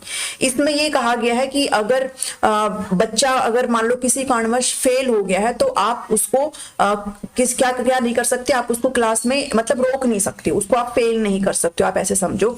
Child will not be detained और detained at any stage until he completes elementary education. जब तक वो 8वीं तक की अपनी जो मूलभूत शिक्षा है वो प्राप्त नहीं कर तब तक आप उसको डिटेन नहीं कर सकते हो, आप क्लास में रोक नहीं सकते, आप उसको फेल नहीं कर सकते हो, आगे बढ़ने से नहीं रोक सकते हो, ऐसा कहा गया था। लेकिन फिर उसके बाद ना एक अमेंडमेंट यहां पर किया इस एक्ट के अंदर जो कि 2019 में हुआ, और इस अमेंडमेंट के तहत थोड़ा सा बदलाव यहां पर किया गया, क्योंकि बहुत दिक्कत होने लगी थी कि जो बच्चे बिल्कुल ही नहीं पढ़ पा रहे थे। तो उसके बाद थोड़ा सा इसमें बदलाव यहां पर किया गया कि इसमें क्या किया गया कि एक कॉमन टेस्ट यहां पर लिया जाएगा। ठीक है। जब भी आपका जो शैक्षणिक सत्र है जब वो आपका खत्म होगा एकेडमिक ईयर, तो उसमें कॉमन टेस्ट यहाँ पर लिया जाएगा 5वीं ग्रेड में और 8वीं ग्रेड में, 5वीं और 8वीं क्लास में। ठीक है, जब भी एकेडमिक ईयर खत्म होगा तो एक टेस्ट लिया जाएगा। अगर बच्चा फेल हो जाता है तो उसको एडिशनल इंस्ट्रक्शंस दी जाएगी, मतलब उसको थोड़ा सा स्पेशली देखा जाएगा और उसकी जो लर्निंग अपॉर्चुनिटी है उसको भी एक्स्ट्रा प्रोवाइड करी जाएगी और उसका 2 महीने के बाद फिर से रीटेस्ट लिया जाएगा। कहने का मतलब ये है कि थोड़ा सा इसमें अमेंड किया गया कि आप बच्चे का टेस्ट लो 5वीं और 8वीं के एंड में, और फिर अगर वो फेल हो जाता है तो आप उसको थोड़ा एडवांस में उसको थोड़ा पढ़ाओ, कुछ लर्निंग टेक्निक्स का इस्तेमाल करो। फिर भी वो फेल हो जाता है, if the child fails in retraining, तो फिर एप्रोप्रिएट गवर्नमेंट वहां पर डिसाइड करेगी कि उसको डिटेन करना चाहिए कि नहीं करना चाहिए। मतलब ये वहां पर छोड़ दिया कि वहां की जो गवर्नमेंट है वो डिसाइड करेगी कि उस बच्चे को रोकना है कि आगे बढ़ाना है। ठीक है, तो no child can be expelled, बच्चे को स्कूल से बाहर नहीं निकाल सकते हो जब तक वो 8वीं कक्षा पूरी ना कर ले। मतलब कहने का ये है कि आप ये नहीं कह सकते कि ये बच्चा इसमें फेल हो गया तो हम इसको स्कूल से निकाल रहे हैं, एक्सपेल तो आप कर ही नहीं सकते हो। ठीक है, तो ये अमेंडमेंट थोड़ा ध्यान में रख लेना, ये पूछा जाता है। ठीक है, तो ये आर्टिकल 16 है जो कि नो डिटेंशन पॉलिसी की बात करता है, लेकिन बाद में उसको अमेंडमेंट कर दिया गया, उसका संशोधन यहाँ पर कर दिया गया। सेक्शन 16 कहता है कि आप किसी भी प्रकार का फिजिकल दंड नहीं देंगे, कोई भी मेंटल हरासमेंट बच्चे को, मतलब ये कि मारपीट नहीं करेंगे। ठीक है, मारपीट नहीं करेंगे, वो सेक्शन 17 बोलता है। सेक्शन 18 बोलता है कि अगर कोई भी स्कूल है वो मान्यता प्राप्त स्कूल होना चाहिए है, ऐसा कोई भी स्कूल नहीं होना चाहिए जिसके पास मान्यता ना हो। भाई कोई भी स्कूल है तो उसके कुछ स्टैंडर्ड है जो उसको फॉलो करने होते हैं, तो उसको रिकॉग्निशन मिलता है सरकार की तरफ से कि हाँ ये जो स्कूल है वो मान्यता प्राप्त स्कूल है, यहाँ से पढ़ने वाले बच्चे एक वैलिड शिक्षा लेंगे, मतलब इनवैलिड नहीं लेंगे। ठीक है, तो कोई भी स्कूल बिना सर्टिफिकेट के नहीं रहना चाहिए, ये सेक्शन 18 बोलता है। सेक्शन 19 कहता है if any school does not meet the changed standards of the appropriate government its recognition, अगर कोई भी स्कूल सरकार के द्वारा बनाए गए मानक को फुलफिल नहीं करता है तो उस विद्यालय की मान्यता यहाँ पर रद्द कर दी जाएगी। तो ये ध्यान में रखिएगा। ठीक है, 19 बोलता है कि मान्यता रद्द कर दी जाएगी अगर आप सही से अपने स्टैंडर्ड्स को फॉलो नहीं करेंगे। सेक्शन 20 कहता है कि एप्रोप्रिएट गवर्नमेंट के पास राइट है to change the standard set, भाई वहां की जो गवर्नमेंट है वो जो मानक है भाई स्कूल का क्या क्या होना चाहिए क्या नहीं होना चाहिए वो चेंज करने का अधिकार वहां की जो एप्रोप्रिएट गवर्नमेंट है वहां का होता है। तो ये इतना जरूरी नहीं है। बाकी सेक्शन 21 बहुत जरूरी है। सेक्शन 21 स्कूल मैनेजमेंट कमेटी, आपने बहुत बार यहां से सवाल देखा होगा, SMC स्कूल मैनेजमेंट कमेटी। तो ये एक ऐसी कमेटी होती है जो मैनेज और कंट्रोल करने का काम स्कूल को करती है, यानी कि स्कूल का प्रबंधन की जिम्मेदारी इसकी है, स्कूल में क्या चीज कैसे होगी हर चीज को कंट्रोल करने का काम SMC का होता है। ठीक है, तो SMC के बारे में ध्यान में रखिएगा क्योंकि ये आपसे पूछा जाता है एग्जाम में। अब SMC में कितने मेंबर्स होते हैं ये आपको पता रहना चाहिए। तो एट प्रेजेंट जो स्कूल मैनेजमेंट कमेटी है उसके अंदर 16 मेंबर्स होते हैं, 16 मेंबर टोटल में होते हैं। अभी 16 मेंबर में जो 50% है वो महिलाएं होंगी, 50% मतलब 8 मेंबर कितनी होगी, महिलाएं होंगी। आउट ऑफ 16 मेंबर, अब 8 तो ठीक है महिलाएं होंगी, लेकिन जो 75% है 16 की वो कौन होंगे, वो पेरेंट्स होंगे। पेरेंट्स कैसे, 75% होता है 3/4 हिस्सा, भाई 16 का 3/4 हिस्सा, तो जब आप इसको काटेंगे तो ये 12 होता है, यानी कि जो 12 सदस्य है 16 में से वो उस स्कूल के अंदर पढ़ने वाले बच्चों के माँ बाप होंगे, बच्चों के पेरेंट्स होंगे। ठीक है, तो ध्यान में रखिएगा 12 मेंबर्स कैसे कौन होंगे, पेरेंट्स होंगे। जो बचे हुए 4 हैं वो कौन कौन होगा, एक हेडमास्टर होगा, एक टीचर होगा जो कि फीमेल होगा, और एक स्टूडेंट होगी वो भी फीमेल ही प्रेफर करी जाएगी, और एक विलेज का हेड होगा, गांव का प्रधान होगा। ठीक है, तो ये ध्यान में रख लेना कि कितना तिहाई आपका पेरेंट्स होना चाहिए, तो 3/4 हिस्सा पेरेंट्स होना चाहिए, या आप कह सकते हो 75% आपका क्या होना चाहिए, पेरेंट्स होना चाहिए। ठीक है, बहुत जरूरी चीजें हैं ये जो मैंने अभी आपको बताई है। इसके अलावा chairman of the school management committee क्या होगा, भी एक पेरेंट होगा, उसका चेयरमैन कौन होगा, पेरेंट होगा, और सेक्रेटरी जो है वो स्कूल का प्रिंसिपल होगा, और ये जो समिति है वो 2 साल के लिए बनाई जाती है। तो ये फैक्चुअल चीजें हैं जो आपको SMC के बारे में पता होनी चाहिए है। RT पढ़ने का कोई फायदा नहीं अगर आपको ये नहीं पता। इसके अलावा सेक्शन 22 क्या कहता है, responsibility of every school head to prepare, ये कहता है कि जो SMC है स्कूल मैनेजमेंट प्लान है ठीक है, ये जो स्कूल मैनेजमेंट कमेटी, वो एसएमसी तो स्कूल मैनेजमेंट कमेटी थी, और जो स्कूल मैनेजमेट प्लान है वो बनाने का काम किसका है, स्कूल हेड का होता है, इतना जरूरी नहीं है। सेक्शन 23 कहता है कि जो क्वालिफिकेशन है, रिक्रूटमेंट, भाई टीचर्स को आप सेलेक्ट करेंगे तो उनकी क्वालिफिकेशन होती है, टेट क्वालिफाई एग्जाम टीचर्स को लिया जाता है, हालांकि प्राइवेट स्कूल तो किसी को भी ले लेते हैं, लेकिन टेट क्वालिफाई एग्जाम का एक मिनिमम आप कह सकते हो एलिजिबिलिटी होती है, इसका जो जिक्र है वो सेक्शन 23 करता है आरटी एक्ट 2009 के अंदर। ठीक है, तो section 24 is the most important section है, बहुत जरूरी सेक्शन है, इसके अंदर आप जितना मर्जी स्टार लगा लीजिए उतना कम है। तो ड्यूटीज ऑफ टीचर और टीचर्स की रिस्पॉन्सिबिलिटी के काम सेक्शन 24 बात करता है। इसके अलावा आपसे बारंबार ये सवाल पूछा गया है कि प्यूपल टीचर रेशो कितना होना चाहिए, यानी कि क्लास के अंदर कितने बच्चे हो तो उसके ऊपर कितने टीचर हो। तो प्राइमरी यानी कि जो 1 से 5वीं कक्षा तक के जो क्लास होती है, बच्चे होते हैं, उनके अंदर एक क्लास में अगर 30 बच्चे हैं तो वहां पर 1 टीचर होगा। अपर प्राइमरी में ये 5 बढ़ जाता है, 35 बच्चों पर 1 टीचर होगा। ठीक है, ध्यान में रखेगा, बहुत जरूरी है, ऐसे ध्यान में रखना, छोटे बच्चों का 30, बड़े बच्चों का 35, टीचर 1। ठीक है, ऐसे ध्यान में रखना। अब इसके अलावा आपसे भाई घंटे भी पूछ लिए जाते हैं आपसे। ठीक है, आपसे ये भी पूछ लिया जाता है कि भाई कितने घंटे आपको कितना वर्किंग आवर होना चाहिए, कितने घंटे आपको वहां पर पढ़ाना होता है। तो ये ध्यान में रखिएगा कि प्राइमरी में यानी कि 1 से 5वीं कक्षा तक की जो बच्चे होते हैं उनमें वर्किंग डेज तो आपके 200 होंगे, और अपर प्राइमरी में 220 होंगे वर्किंग डेज, और वर्किंग आवर जो होते हैं वो 800 होंगे किसमें, प्राइमरी में, और 1000 होंगे किसमें, अपर प्राइमरी में। तो इनको रटने की बिल्कुल भी जरूरत नहीं होती, एक बार आंख से बस निकालना है आपको, 1-2 बार रिवाइज करना है, वो दिमाग में अपने आप बैठ जाता है। ठीक है, तो 200 और 220, 800 और 1000 ऐसे आप ध्यान में रखेंगे। ठीक है, अगर आपके बच्चे जो है वो 200 हो गए हैं तो आपको एक हेडमास्टर की रिक्वायरमेंट होती है, वो अभी नीचे आ जाएगा समझ में आपको। चलिए, वैसे कोई फिक्स नहीं होता है, लेकिन जो आपके एग्जाम्स वगैरह आते हैं ना तो उसमें ये सवाल आते हैं, इसलिए आपको ये चार्ट मैंने बता करके दे दिया है, तो इसमें से देख करके आप अपने आंसर को टिक कर लेना, वो गलत नहीं होंगे। चलिए, हम बात कर रहे थे किसमें, भाई 30 बच्चे हो तो 1 टीचर, और 35 बच्चे हो तो भी 1 टीचर, जो कि प्राइमरी अपर प्राइमरी है। नॉर्मल अगर देखें तो अगर आपकी क्लास में 60 बच्चे तक हैं तो आपके टीचर 2 होने चाहिए, 60 से 90 है तो आपके टीचर 3 होने चाहिए हैं, 91 से 120 है तो 4 टीचर होंगे, 121 से 200 है तो फिर टीचर कितने हो जाएंगे, 5 टीचर हो जाएंगे। ठीक है, अभी मैंने ऊपर कहा ना कि 200 बच्चे हैं तो मतलब आपके जो टीचर्स हैं वो आपके 5 हो जाएंगे, प्लस में 1 हेडमास्टर भी हो जाएगा। ठीक है, या फिर इसके अलावा आपको ये भी देखने को मिल सकता है कि अगर 150 बच्चे से ज्यादा है तो फिर आप 5 टीचर लगाएंगे और 1 हेड टीचर और आपका हो जाएगा। तो ये ध्यान में रखना भाई। ठीक है, ये बिल्कुल ध्यान में रखना कि आपका 1 हेड टीचर कब होगा, और 5 टीचर तो आपके हो ही जाएंगे वहां पर। ठीक है, तो मोर देन 200 स्टूडेंट है तो आपका जो टीचर रेशियो है वो आपका चेंज हो जाएगा, फिर वो आपका चेंज हो जाएगा और कितना हो जाएगा, 40:1 हो जाएगा। 200 स्टूडेंट से कम है तो फिर आपका टीचर रेशियो वही रहेगा जो ऊपर था 30-35 वाला ही, और अगर आपका बच्चे 200 से ज्यादा हो गए हैं तो फिर जो टीचर रेशियो है वो आपका 40:1 हो जाएगा। ठीक है, तो ये चीज ध्यान में रखिएगा, फैक्चुअल चीजें हैं, बाकी इसमें रटने की कोई जरूरत है नहीं। हेड टीचर कब हो जाएगा ये ध्यान में रख लेना, और ये तो आप 30-30-30 ऐड करते जाएंगे तो आप 1-1 टीचर भी ऐड करते जाओ, इसको रटने की जरूरत नहीं है। ठीक है, बहुत जरूरी था 25वां सेक्शन। अब सेक्शन 26 आ जाता है कि कितने % सीट आपके टीचर्स की वैकेंट कितनी नहीं होनी चाहिए, तो 10% से ज्यादा वैकेंट पोस्ट एक स्कूल में टीचर की नहीं होनी चाहिए है, ये सेक्शन 26 बात करता है। सेक्शन 27 कहता है कि टीचर की ड्यूटी बहुत इंपॉर्टेंट है, पूछा जा चुका है बहुत बारी। तो ये कहता है कि टीचर ड्यूटी किन कामों में लगाई जा सकती है, इसके अलावा किसी काम में टीचर की ड्यूटी नहीं लगेगी। हालांकि आप तो टीचर की ड्यूटी पता नहीं कहाँ लगा दे रहे हैं ये, लेकिन सेंसस में मतलब जनगणना में लगाई जा सकती है, चुनावी कार्यों के दौरान टीचर की ड्यूटी लगती है और लगाई जा सकती है, राहत और बचाव कार्य में कोई डिजास्टर आया, भूकंप वगैरह आया, कुछ भी आया, बाढ़ वगैरह आई है तो उसमें क्या है, आपकी ड्यूटी लगाई जा सकती है। इन 3 चीजों के अलावा एक अध्यापक की ड्यूटी कहीं नहीं लगेगी, ये सेक्शन 27 बात करता है।